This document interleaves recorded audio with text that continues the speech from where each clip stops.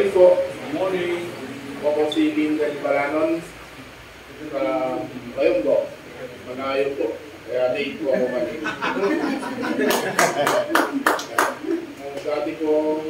Dati kasi dating status si Mrs. sa San Fernando, sa La Union, mas malapit. Mas malayo yung status ko dyan sa may Ambag, diba? Dati kasi mukhang wala na. Wala na talaga, wala na siya. Kasi nung una, parang kayo, share ko lang ha, very eager tayong kumita. Very eager tayong magtrabaho. Pero may times din dahil sa pandemic, parang naputol yung eagerness dahil sa hindi tayo makalabas. Kaya nag-live. Dati po akong estudyante, ngayon RPH.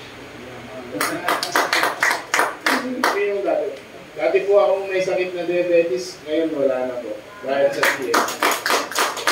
Dati po sumali ako 2009, pero hindi in-explain, nilalagay lang sa butika yung mga product.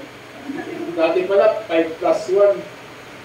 Yung 5 lang yung binibenta sa akin ng 900. Mura pa noon.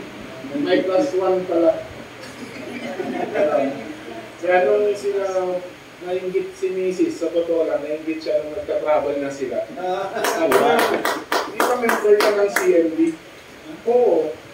Pag sila may travel kumikita, sa'yo hindi. Sabi, ay ewan ko, tanongin mo sa kanila, mag-join tayo.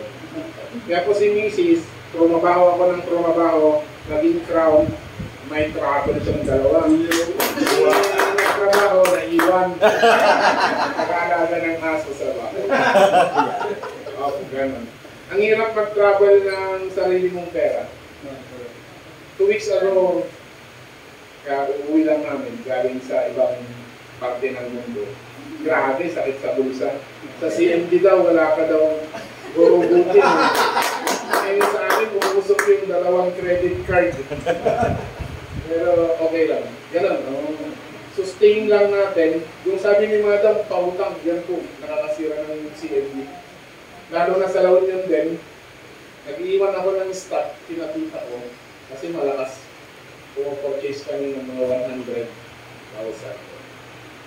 Niniwan ko, pag naninira ko, wala pa daw next month. Eh, yung gasolina ko magkano, mag-stay ako dun sa bahay pag-isa.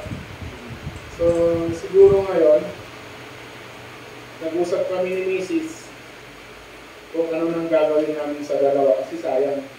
Marami na akong mga message na nakukuha sa load yun, kung saan daw yung product. Sabi ko, maghihiwalay muna yata para masustain yung load yun.